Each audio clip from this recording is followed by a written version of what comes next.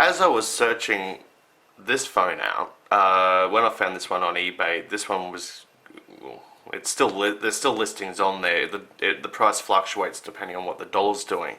But this one here was $800 Australian or thereabouts, imported from Hong Kong. This phone here, this is the TT580. This is sold through Tesco Telecoms, or TT Sims I think it's called in the UK. The model number, as I said, is TT580. This is sold contract free or SIM free for £99, and I believe they do still sell it. It's kind of sold as a senior's phone, or a phone for an older person. Kind of a way to get them into the smartphone side of things, but without having a phone that's excessively sized, you know. Now this one here supports our 900 and 2100 megahertz frequencies, which basically means it supports Optus and Vodafone. It will work on some of Telstra's network, but it's not going to be supported very well. One of the issues with the MediaTek processors, which seems to be the case with a lot of the cheaper phones that you can get out of China or even from your local carriers, generally seem to support either 2 or 2 and a bit frequencies, depending on what company was actually selling it to or what carrier was selling it to. If a phone is being sold through Optus, for instance, on one of their cheaper phones, say, have I got something old enough to show you? No. I mean, this here is an Xperia Solar. This one actually does support all 3 bands, but there is a cheaper version of this when this came out. That same deal. The model was sold by both carriers, both Telstra and Optus, and the only difference between them was the Telstra one supported 850 and 2100 megahertz, and the Optus one would support 900 and 2100 megahertz. Kind of a bit odd, but it's the way our network's rolled out. They're not homogeneous, I believe the term is. Vodafone's probably the closest now with a rollout that supports all 3 frequency bands. I mean, it kind of doesn't matter so much these days with the 4G side of things, because that changes things altogether. But yeah, our network setup's just kind of weird, and we pretty much just deal with it. But when it comes to cheap phones, it's pretty much a case of fitting it in with our frequency ranges and getting it working like that. If you go on to Alibaba, you can actually find this phone through quite a few resellers under the brand name Enjoy, as in ENJOY, W58 seniors phone. It's actually marketed as a seniors phone. A couple of things that I think make it more suitable for the older people, apart from the physical size of the unit, is it's got an SOS button which you can program in software. If you press and hold it for a number of seconds, it will actually send out either a predetermined message or a customized message if you wish to set it yourself. It'll send it out to 3 people consecutively to get them to either contact you or contact police or whatnot. It doesn't, from what I can gather, send out GPS location data, which I think might be a bit of a shortfall on it. They could have done the software a little bit better for that, so that it did send location data either as an email or a text message. Because in Android, if you send a text message with the locations, you can open that directly into Maps and hit the route button. It'll actually take you straight. It'll guide you straight there, which is very, very handy. And they should have done that. But one of the other things it's got is it's got direct access through a slider switch to the LED torch. Yes, torch, not flashlight. The camera is, just wait for it to open, is autofocus capability. It's got a front camera as well. The camera in dark locations or dark shots will actually fire off the flash as well. which I think is pretty cool.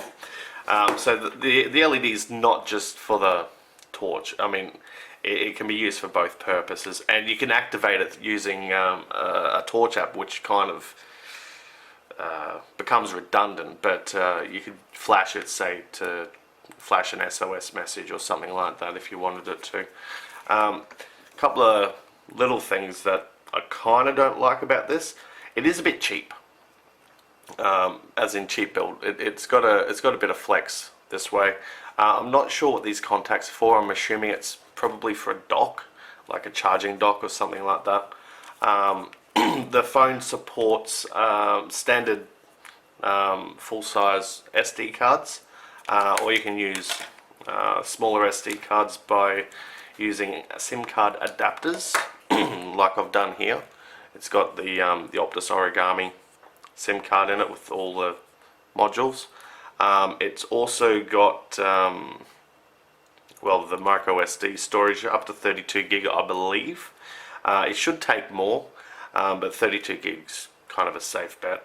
Onboard storage on this, I think, is limited to 4 gig internally, but with the SD card expansion ability on there, I mean, it's not really a hindrance.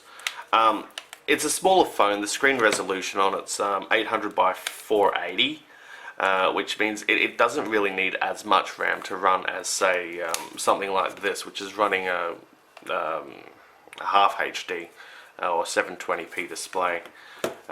So it does drive quite well. The software install on it is very basic. There is one dodgy part though.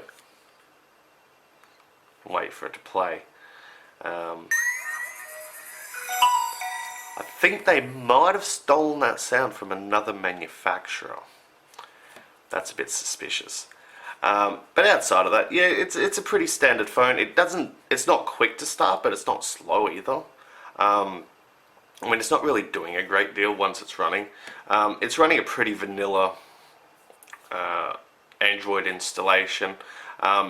People in Australia, the Telstra Dave phone, which is kind of like a work phone with a bit ruggedized and that, runs the exact same OS version, the same skin, which basically means it's just a stock Android install, which is pretty cool. It does a very good job otherwise. The touchscreen is a bit glitchy. I do find the touchscreen a touch glitchy.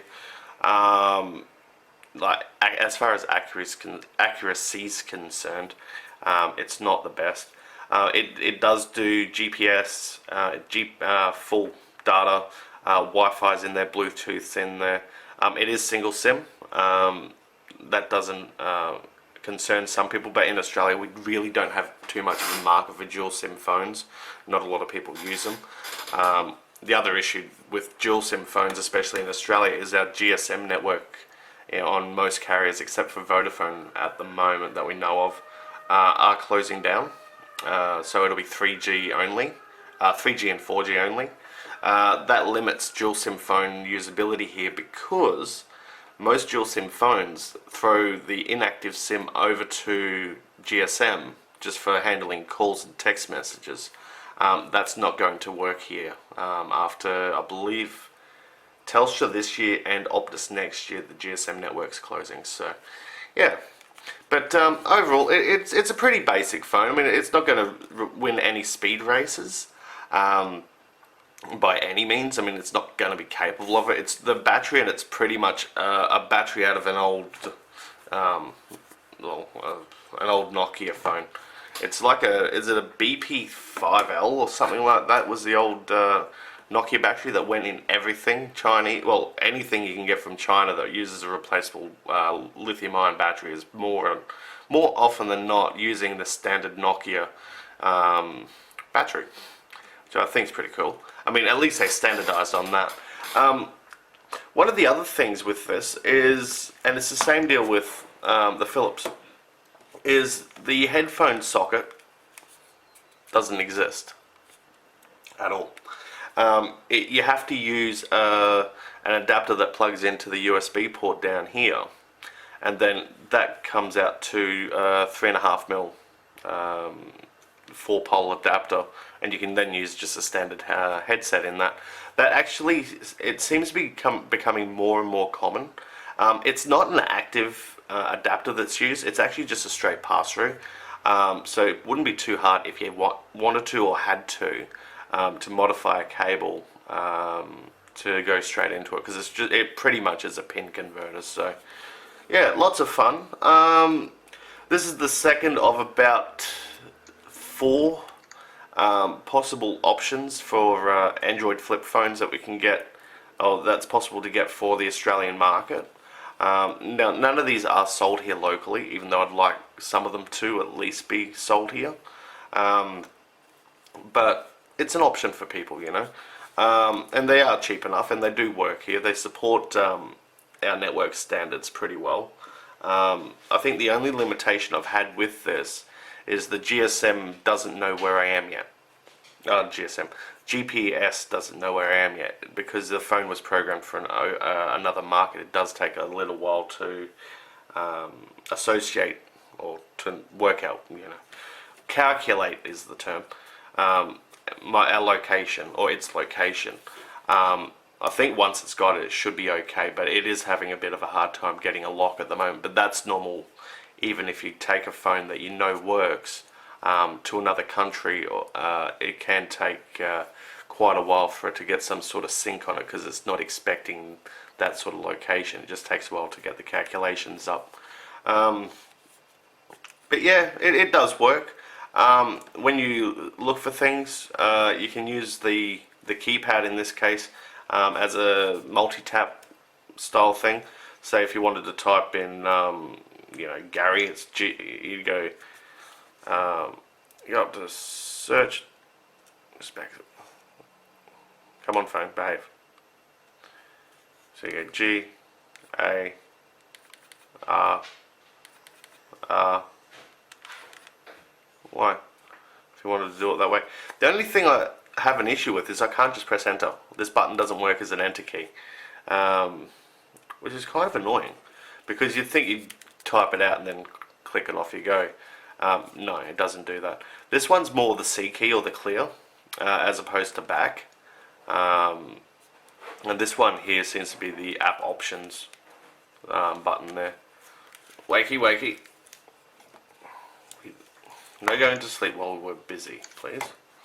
Thank you. So you've got your apps, so you can use that for back. That's your options click, or what do you call it, like your right click sort of thing. But yeah, that's pretty much like a C. If you're in any sort of menu, you can just press the hang up button. It'll always take you home. So you can pretty much use the hang up button as home. That's also your power key. If you hold this, it doesn't ask you to power down, it just does it. So you just click and hold and it shuts off, and that's it. She shuts off. One thing, wait for it to vibrate for a sec. There we go. Does the light still work? Haha, the light still works. I hope they've got that on a protected cell, because that could be a problem. But yeah, so you've got access to the torch even without it powered up. But yeah, so that's one of the 2 Android flip phones that I have. I'll be doing a review on this one in the near future, after I've worked out 1 or 2 things with the keypad and text input. But yeah, so there are a couple of options. I mean, this here is pretty much the most expensive option that's available, and I think this is the cheapest. And between them, they're both perfectly usable Android phones. They work well as Android phones, and the keypads are kind of a nice add-on. I mean, being able to use your up and down buttons to cycle through pages, or to highlight icons and things like that, it does come in very handy. It's just you know, different ways of doing things. But you know, slabs. Everyone's got one. It doesn't matter what it is, or what sort of phone, if it's a newish one or whatnot. I mean, well, they all pretty much started with that, didn't they? And they haven't really progressed far. But yeah, it's good to see a bit of difference. Oh, Careful, camera. It's good to see a bit of difference coming through. It's just, you know, these are boring now. Having a different way of doing things, just having choices is always good. Anyway, thanks for watching.